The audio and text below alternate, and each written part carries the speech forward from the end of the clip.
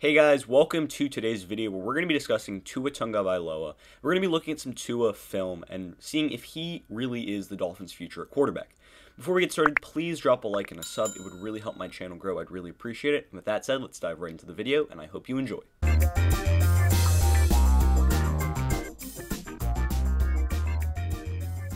So before we dive into the film analysis part of this video, I just want to talk about Tua's stats in 2020. So he had a real up and down year.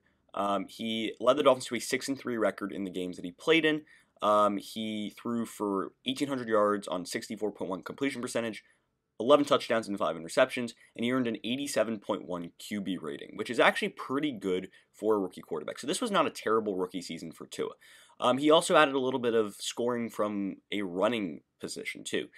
He ended up having 109 rushing yards and 3 rushing touchdowns, so that was something that was good to see in his game. But overall, let's dive into the film analysis part and just analyze if Tua is the Dolphins' future at quarterback. So the first play I'm going to show you today is a play from the Arizona game this season. And this was, I think, Tua's second start on the year.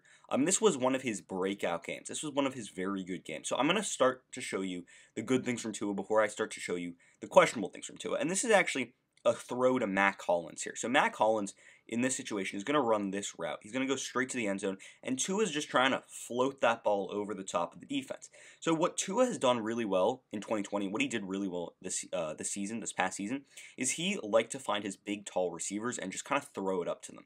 So right here, he sees that it's one-on-one coverage, man coverage, and the single high safety is not really going to be able to come over, right? There's no extra safety help in this area. So he understands that Tua can kind of just drop back, and he can just fire this ball over the top to Mac Hollins. And this is a great idea by Tua.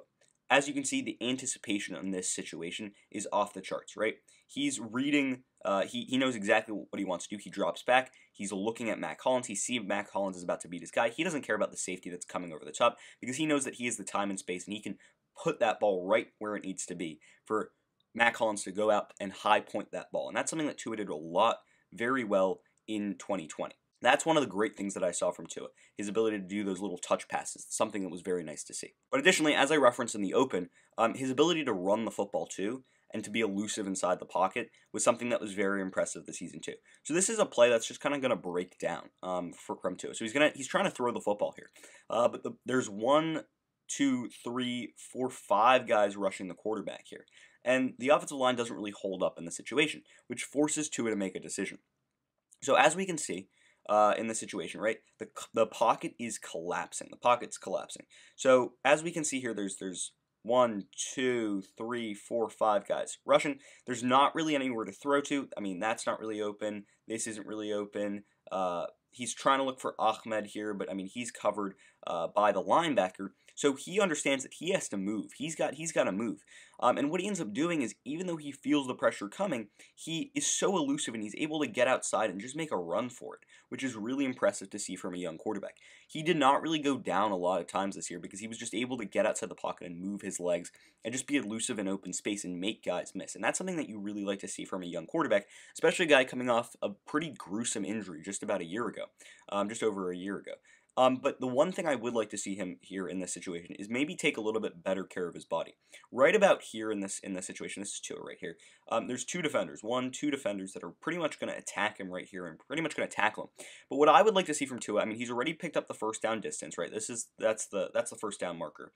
But I just like to see him slide right here. Just take the yardage. Don't go for the extra 1 or 2 yards that you can get via contact. Protect your body, and that's something that he's going to need to learn how to do moving forward. But overall, this is a great play that showcases his ability to get outside the pocket and move his legs and be just elusive in open space, which is something that's very good, especially because he's not super fast, but he makes guys miss. So that's important from Tua Tagovailoa. That's an added part of his game, and it just shows that he has a great feel for the game.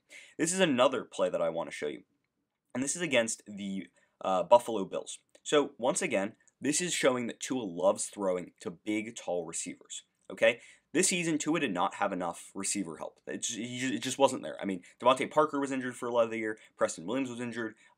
Isaiah Ford and Lynn Bowden, like they weren't that great.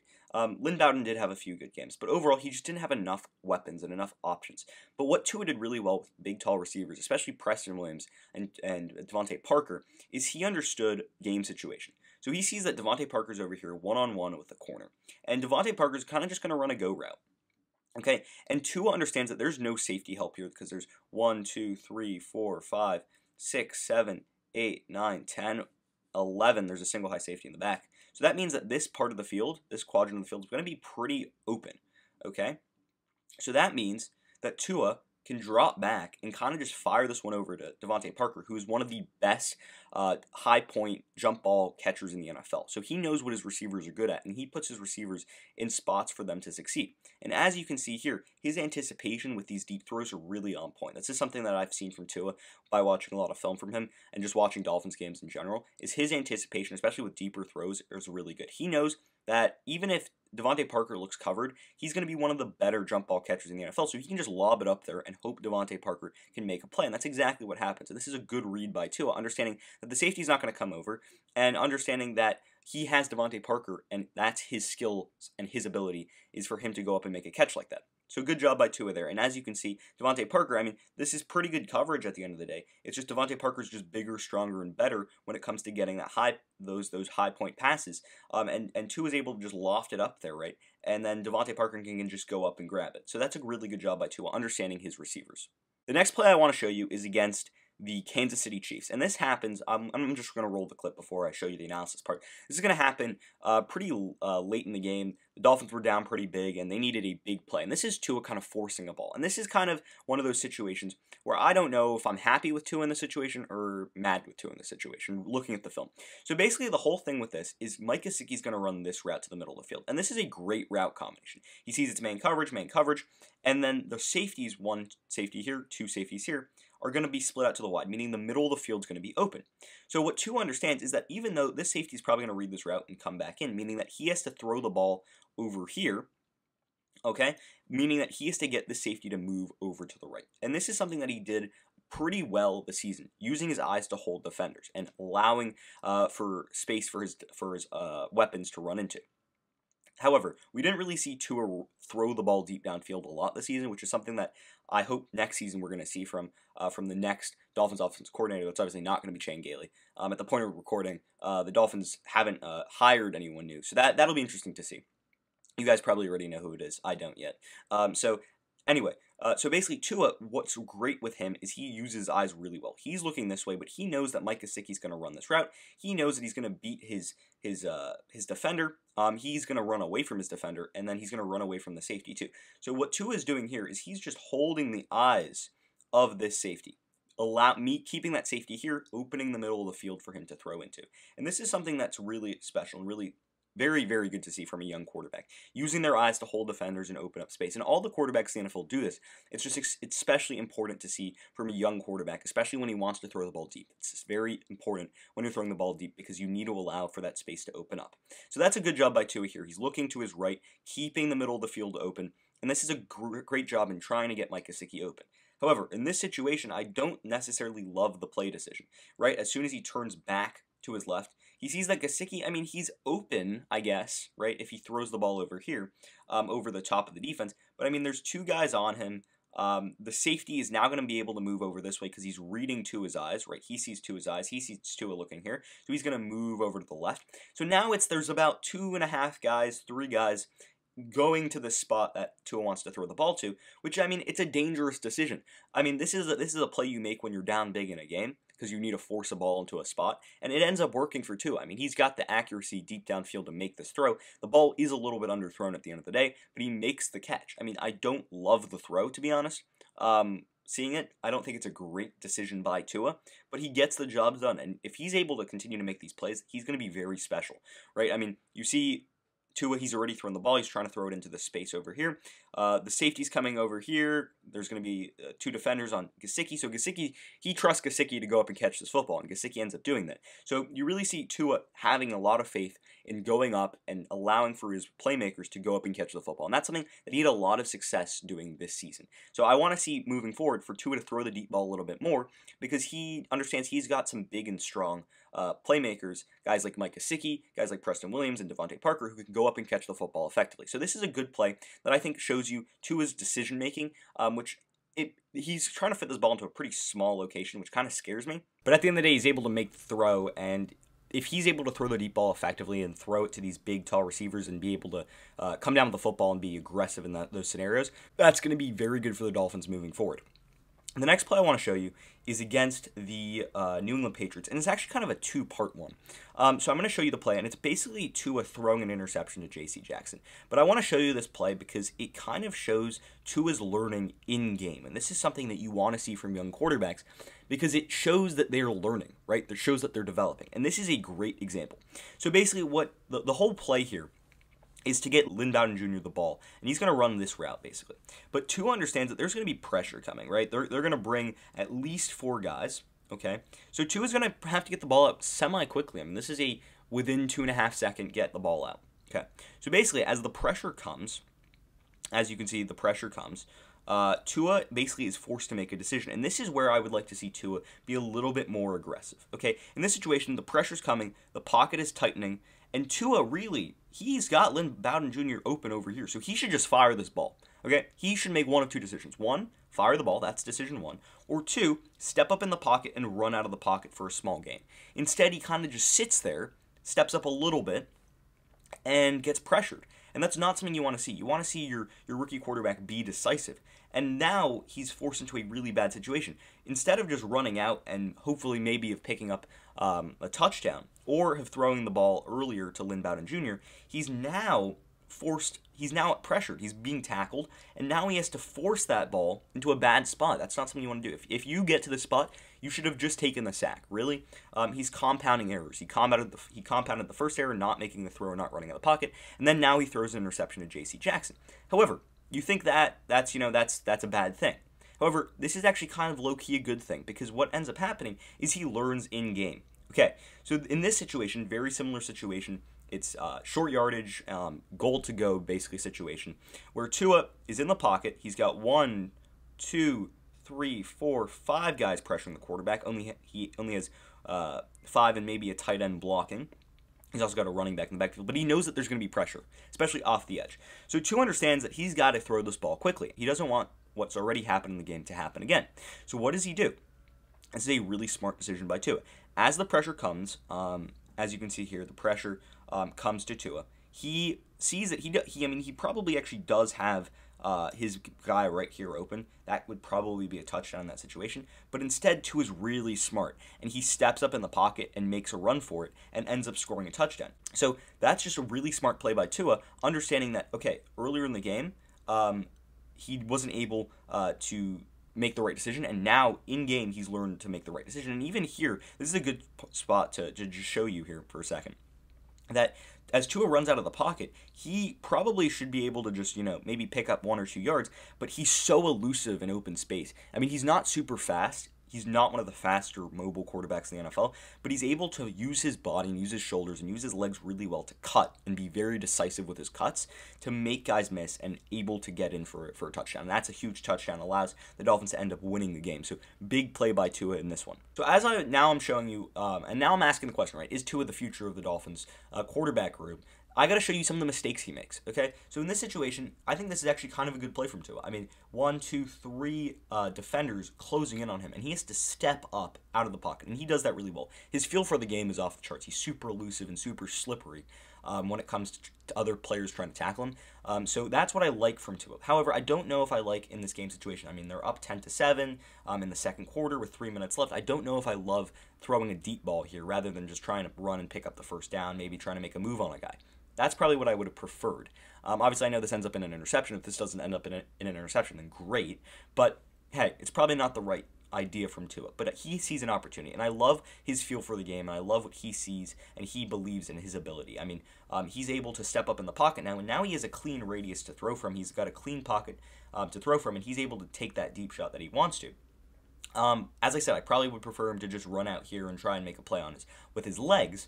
But at the end of the day, I mean, he's able to make that throw. He's able to feel the pressure and move up in the pocket and make the right decision in trying to evade the pressure. And as I said, I mean, this ball's a little bit underthrown. If this ball probably has to come out over here over the head of Jakeem Grant, but you see Jakeem Grant kind of has to wait a little bit, and that ends up for the corner to come in and be able to stick his hand into that throw and knock the ball loose, allowing for Tyrann Mathieu to pick it off. But overall, I think this is a good play from Tua. It shows his escapability and his ability to evade in the pocket, and I think that's a very good characteristic when it comes to Tua and his game.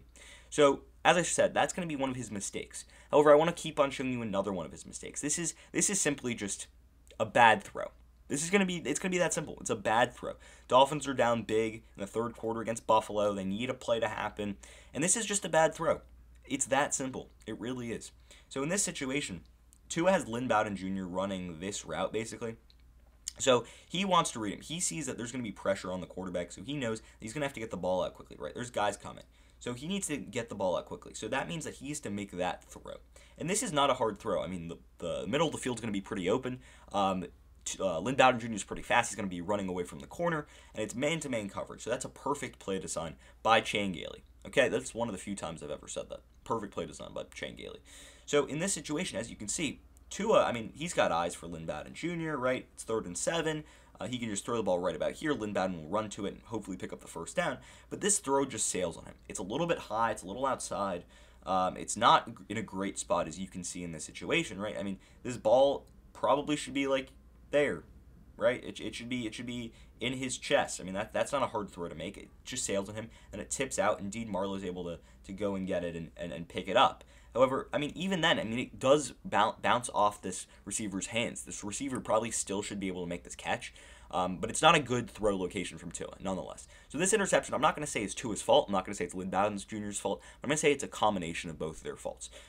So with that said, I mean, Tua, in this situation, I mean, he probably should just throw the ball a little bit more outside and call it a day in that regard. But he decides to just, I mean, the throw just sails on him. It's that simple. And that happens sometimes. And I know the Dolphins obviously have the 3rd pick in the 2021 NFL Draft, where they could perhaps get a guy like Justin Fields or Zach Wilson, or even maybe trade it for Trevor Lawrence. But I think Tua showed enough good things in his rookie season to make him the guy moving on. And I know Chris Greer's already said that Tua's the guy. He's the starting quarterback next year. He's the man for the job. But they're still going to do their due diligence on other quarterbacks, and they're going to analyze that. If you think that they're not, you're wrong. Okay, they're going to do that because that's what their jobs are on the line for. I mean, if they think that Tua is the guy and he ends up not being the guy, they could get fired. Although Chris Greer and Brian Flores have done a very good job in that regard, I think they've done a very good job overall. I think Tua shown enough in his first season. He didn't have some great games, but I think that was because he didn't have a lot of weapons. I mean, Devontae Parker and Preston Williams were injured for a large part of the year,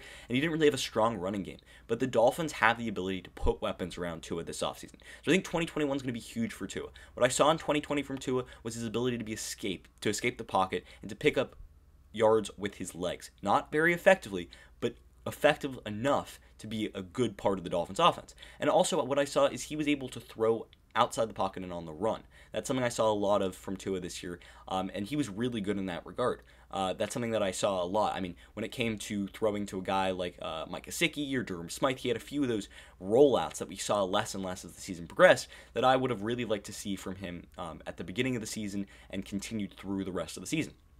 But nonetheless, I saw that Tua had a great feel for football, and he was smart. He was able to hold safeties, hold linebackers, hold defenders with his eyes, and overall make the solid play most of the time.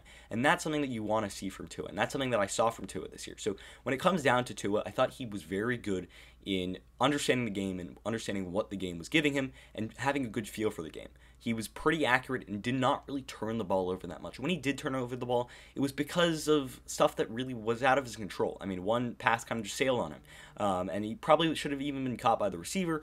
And then another pass was a little bit underthrown, but still should have been caught by Jakeem Grant. I mean, it was in his arms. So overall, I think he did a pretty good job understanding game situations this year and running outside the pocket and making plays with his legs and being able to throw on the run too. That was something that I saw from Tua. But this offseason is going to be a big opportunity to add talent around Tua. Are they going to get Devontae Smith, maybe Jamar Chase, probably a running back? So if they're able to add talent around Tua, then next year is going to be able to see what Tua is really all about. I mean, he really didn't have weapons all season. I mean, he injured weapons and guys weren't healthy, but overall, I think Tua showed enough in his first season to show enough promise, even with his mistakes, that he was able to learn. Like I showed you with those Patriots clips, I mean, that mistake throwing that interception to J.C. Jackson, he fixed immediately. The next sequence that was very similar, he was able to run for a touchdown. So at the end of the day, I think Tua showed enough promise and enough talent and enough teaching and learning, really, for him to be able to be the quarterback moving forward and for the Dolphins to really go all in on Tua. And with that said, that's pretty much going to end the video for today. Did you agree with my analysis? Do you agree that Tua should be the Dolphins quarterback moving forward? Why or why not? Leave your comments in the comment section down below. Also, what did you think about my film analysis? Did you like it? Do you like these kind of videos? And do you have any players that you would like to see me analyze? And with that said, I hope you enjoyed the video. Please drop a like and a sub. That would really help my channel grow. And until next time, see ya.